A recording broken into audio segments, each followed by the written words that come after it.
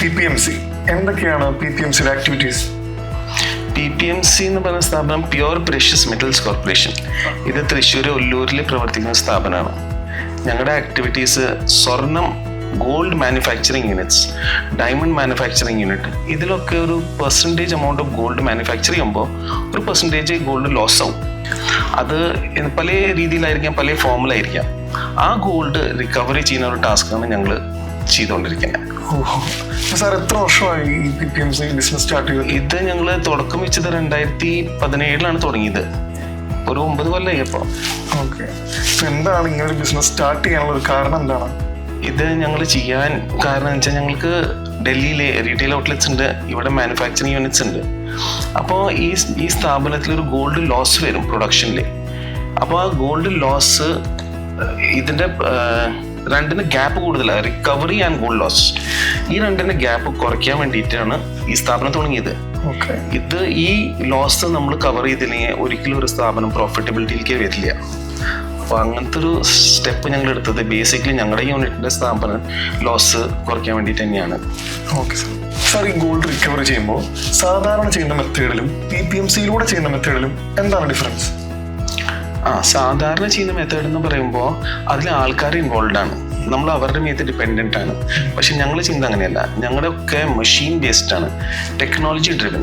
ഇറ്റലിയിൽ നിന്ന് കൊണ്ട് ഇമ്പോർട്ട് ചെയ്തിട്ടുള്ള സൊഫിസ്റ്റിക്കേറ്റഡ് മെഷീനറി യൂസ് ചെയ്യാണ് ഞങ്ങൾ.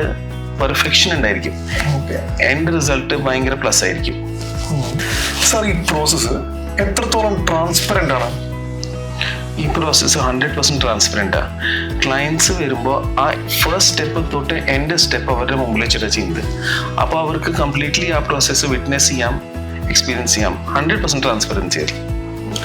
സാർ, ഒരു കൺസൈൻമെന്റ് കംപ്ലീറ്റ് ചെയ്യാൻ എത്ര സമയം എടുക്കും?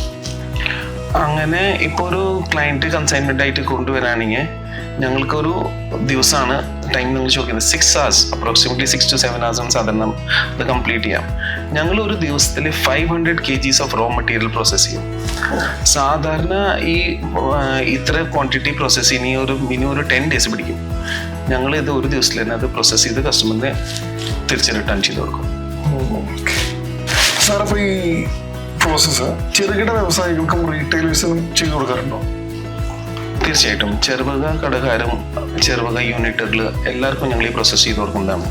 കൊണ്ടുവരുന്ന മെറ്റീരിയലിൽ ഗോൾഡ് ഉണ്ടായാൽ മതി, അത് ഞങ്ങൾ എക്സ്ട്രാക്ട് ചെയ്തെടുത്ത് കൊടുക്കും. സാർ, അപ്പോൾ ഇത്രയും നാളത്തെ ബിസിനസ്സിൽ സാറിന് ഷെയർ ചെയ്യാൻ പറ്റിയ നല്ലൊരു എക്സ്പീരിയൻസ് എന്തെങ്കിലും ഉണ്ടോ? എക്സ്പീരിയൻസ് എന്ന് പറഞ്ഞാൽ ഒരു പ്രാവശ്യം ഞങ്ങളുടെ അടുത്ത് ഈ മലപ്പുറത്ത് നിന്ന് ഒരു കസ്റ്റമർ വിളിച്ച് പറഞ്ഞു, ഒന്ന് വീട്ടിലേക്ക് വരണം, ഞങ്ങളുടെ കുറച്ച് മെറ്റീരിയൽ ഉള്ളത് ചെക്ക് ചെയ്തിട്ട് പറഞ്ഞു തരണമെന്ന് പറഞ്ഞു. ഞങ്ങൾ അങ്ങോട്ട് പോയപ്പോൾ ഞങ്ങൾ കാണുന്നത് ഒരു ഉപയോഗിക്കാത്ത കിണർ. അതിൻ്റെ ഉള്ളിൽ ഇത്ര നാളത്തെ എല്ലാ ഗോൾഡ് ലോസ് ഉണ്ടായിട്ടുള്ള തുണി, കാർപ്പറ്റ് ഒക്കെ ആൾ എടുത്ത് വെച്ചേക്കാം. അപ്പം അത് ഞങ്ങൾ എടുത്തു, എക്സ്ട്രാക്ട് ചെയ്ത് കൊടുത്തു.